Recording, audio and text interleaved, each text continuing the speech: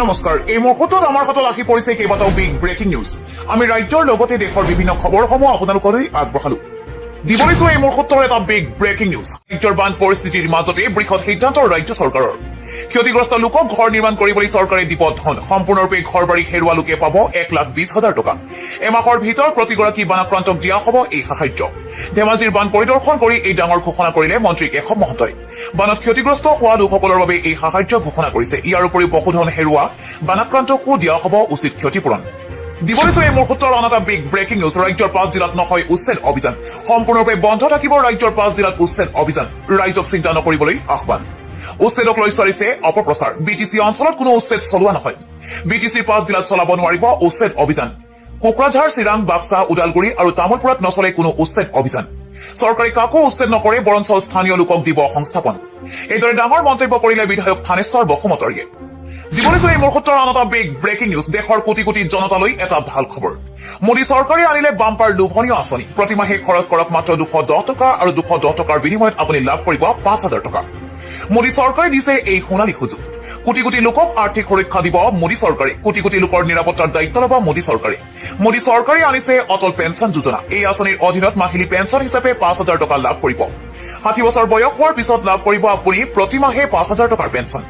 একাউণ্টধাৰীৰ মৃত্যু হলে একে পেঞ্চন তেওঁৰ পত্নীক দিয়া হ'ব যদি দুয়োৰে মৃত্যু হয় তেন্তে সমগ্ৰ ধন উত্তৰাধিকাৰীক ঘূৰাই দিয়া হ'ব 18 বছৰ বয়সৰ পৰা প্ৰতিমাহে জমা কৰিব লাগিব 210 টকা তেতিয়া 60 বছৰ বয়সৰ পিছত লাভ কৰিব 5,000 টকা পেঞ্চন 40 বছৰ বয়সত আঁচনিৰ সুবিধা ল'বলৈ জমা দিব লাগিব 1,454 টকাকৈ তাৰ পিছত 60 বছৰ বয়সৰ পাছত মাহে 5,000 টকাৰ পেঞ্চন লাভ কৰিব দিবলৈছো এই মুহূৰ্তৰ আন এটা বিগ ব্ৰেকিং নিউজ মোক ধেমালি পাইছা নেকি দালালি কৰি ঠিকা ল'বা তাৰ পিছত কাম চাবলৈ নাহা অন কেমেৰা এইবাৰ ঠিকাদাৰক ধমক দিলে বিধায়ক অখিল গগৈয়ে শিৱসাগৰৰ ৰংঘৰ প্ৰকল্পৰ নিৰ্মাণস্থলীত উপস্থিত হৈ গৰজি উঠিল বিধায়ক অখিল গগৈ মোক ধেমালি পাইছা নেকি বুলি অন কেমেৰাত ঠিকাদাৰক ধমক দিলে শিৱসাগৰ সমষ্টিৰ বিধায়ক অখিল গগৈ দিবলৈছো এই মুহূৰ্তৰ আন এটা big breaking news Pramod Boro চৰকাৰৰ দিনত বিটিচিত চাকৰি পোৱাসকল সাৱধান অবৈধভাৱে চাকৰি পোৱা লোকসকলৰ বিৰুদ্ধে হ'ব জোৰদাৰ একশ্যন অবৈধভাৱে চাকৰি লোৱাসকলক চাকৰিৰ পৰা কৰা হ'ব বৰ্খাস্ত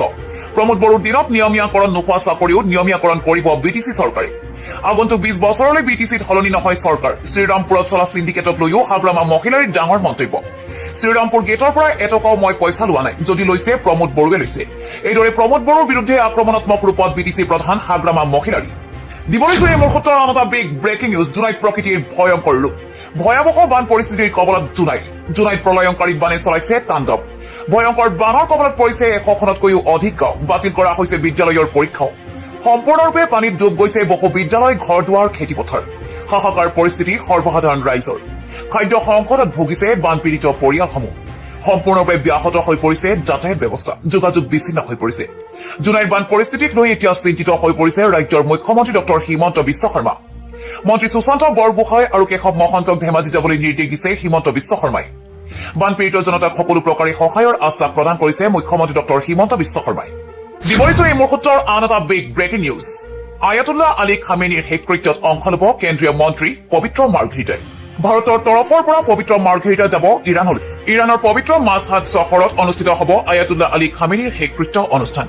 9 জুলাইত কবৰস্থ কৰা হ'ব আয়াতুল্লাহ আলী খামেনি 2 কোটি লোকৰ উপস্থিতিত সম্পন্ন কৰা হ'ব আয়াতুল্লাহ আলী খামেনিৰ শেষকৃত্য প্ৰায় 4 দিন ধৰি চলিব শেষকৃত্য অনুষ্ঠানলৈ আমন্ত্ৰণ কৰা হৈছিল ভাৰতৰ প্ৰধানমন্ত্ৰী নৰেন্দ্ৰ মোদী আৰু ভাৰতৰ হৈ ইৰাণলৈ যাব বিদেশ ৰাজ্যমন্ত্ৰী পবিত্ৰ মাৰ্ঘেৰিটা বিহাৰৰ ৰাজ্যপাল সৈয়দ আতা হাছানাইনো যাব ভাৰতৰ প্ৰতিনিধি হিচাপে ইৰাণৰ সূত্ৰই প্ৰকাশ কৰিছে এই খবৰ দিবলৈছো এই মুহূৰ্তৰ আন এটা বিগ ব্ৰেকিং নিউজ বিলাসী বাহনত উদ্ধাৰ কৰা হৈছে খমখমীয়া নোট টকা গণি গণি ভাগৰি পৰিছে আৰক্ষীক গাড়ীৰ ভিতৰৰ পৰা উদ্ধাৰ 33,59,500 টকা ধলপুৰ আৰক্ষীয়ে তালাচীত উদ্ধাৰ কৰিছে বান্ধিলে টকা মাৰুতি বেলিনো বাহনৰ পৰা উদ্ধাৰ কৰিছে টকাখিনি লখিমপুৰৰ দৌলতপুৰৰ পৰা গুৱাহাটীলৈ গৈ আছিল বাহনখন আৰক্ষীয়ে আটক কৰিলে হাইদৰ আলী আৰু জিয়াৰুল ইছলামক কিন্তু বাহনত উদ্ধাৰ হোৱা সকলোখিনি টকা আছিল নকল নোট আৰক্ষী বিষয়া অংকুৰজ্যোতি বৰুৱাৰ নেতৃত্বত চলিছিল এই অভিযান লখিমপুৰৰ দৌলতপুৰৰ পৰা গুৱাহাটীলৈ গৈ আছিল বাহনখন আৰক্ষীয়ে আটক কৰিলে হাইদৰ আলী আৰু জিয়াৰুল ইছলামক কিন্তু বাহনত উদ্ধাৰ হোৱা সকলোখিনি টকা আছিল নকল নোট আৰক্ষী বিষয়া অংকুৰজ্যোতি বৰুৱাৰ নেতৃত্বত চলিছিল এই অভিযান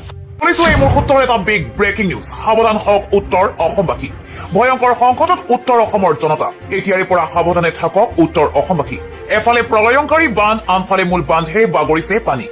জলমগ্ন হৈ পৰিব পাৰে সমগ্ৰ উত্তৰ অসম। হাহাকাৰ পৰিস্থিতি উত্তৰ অসমৰ ৰাইজৰ। নেৰানেপেৰা বৰষুণত উফন্দি উঠিছে সোৱণশিৰি। নামনি সোৱণশিৰি জলবিদ্যুৎ প্ৰকল্পস্থলীৰ ভয়ংকৰ দৃশ্য আবদ্ধ হৈ ৰৈছে কেমেৰাত। অত্যাধিক বৰষুণৰ ফলত ৰিজাৰ্ভৰ পৰা তীব্ৰ বেগেৰে আহিছে পানী। অসমৰ শেহতীয়া পৰিস্থিতিক লৈ অসম চৰকাৰৰ লগতে উদ্বিগ্ন হৈ পৰিছে কেন্দ্ৰীয় চৰকাৰ।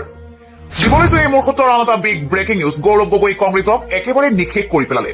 কৌৰৱ ধ্বংস হৈছিল দুৰ্যোধনৰ কাৰণে, লংকা ধ্বংস হৈছিল ৰাৱণৰ কাৰণে, আৰু কংগ্ৰেছ ধ্বংস হ'ব গৌৰৱ গগৈ আৰু ৰকিবুল হুছেইনৰ কাৰণে। স্বদেশ আৰু স্বজাতিক ভাল পোৱা কোনো স্বাভিমানী অসমীয়া কংগ্ৰেছত থাকিব নোৱাৰে। অচিনাকি বাংলাদেশী মিয়াক সুৰক্ষিত কৰা এটা দললৈ পৰ্যবেক্ষিত হৈছে কংগ্ৰেছ দল। কংগ্ৰেছ ত্যাগ কৰা লখিমপুৰৰ এজন জ্যেষ্ঠ নেতাৰ তীব্ৰ ক্ষোভ। ক্ষোভেৰে কংগ্ৰেছ ত্যাগ কৰিলে লখিমপুৰৰ জিলা কংগ্ৰেছৰ প্ৰাক্তন সাধাৰণ সম্পাদক, জিলা কংগ্ৰেছৰ সদস্য সূৰ্য ফুকনে। লখিমপুৰ জিলা কংগ্ৰেছৰ সভাপতিলৈ দল ত্যাগ পত্ৰ দি গৌৰৱ গগৈ আৰু ৰকিবুল হুছেইনৰ বিৰুদ্ধে এইদৰে বিস্ফোৰক মন্তব্য কৰিলে জ্যেষ্ঠ কংগ্ৰেছ নেতাগৰাকীয়ে। লগতে তেওঁ কয় যে কেৱল দুই এজন নেতাই কংগ্ৰেছ দলটো পৰিচালিত কৰি আছে। গৌৰৱ গগৈয়ে কোনো কংগ্ৰেছ কৰ্মীৰ ফোন ৰিচিভ নকৰে, মেছেজৰ ৰিপ্লাই নকৰে। ইয়াৰ লগতে কৰ্মীৰ কথা নুশুনে বুলিও ডাঙৰ মন্তব্য কৰিলে প্ৰাক্তন কংগ্ৰেছ নেতা সূৰ্য ফুকনে। দিবলৈছো এই মুহূৰ্তৰ আন এটা বিগ ব্ৰেকিং নিউজ। কোনো বাংলাদেশী এটা মই থাকিব নিদিওঁ। এই অঞ্চলত কেৱল প্ৰভুত্ব হিন্দু সনাতনী সভ্যতা থাকিব।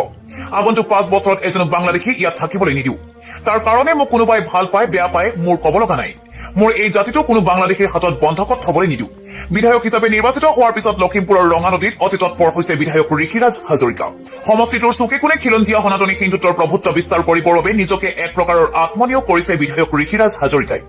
ইয়াৰ প্ৰথম লক্ষ্য হিচাপে বিধায়কজনে ৰঙানদী সমষ্টিৰ মিয়াৰ দোকান বজাৰসমূহ উচ্ছেদ কৰি থলুৱা লোকসকলক গতাই দিয়াৰ সিদ্ধান্ত লৈছে। এয়া কৰিবলৈ যাওঁতে বহু লোকৰ কষ্ট হলেও জাতিটোৰ ভৱিষ্যত নিৰ্ধাৰণৰ সিদ্ধান্ত কোনো বাংলাদেশীৰ হাতত বন্ধকত থবলৈ নিদিওঁ বুলি বিস্ফোৰক মন্তব্য কৰিছে বিধায়ক ঋষিৰাজ হাজৰিকাই।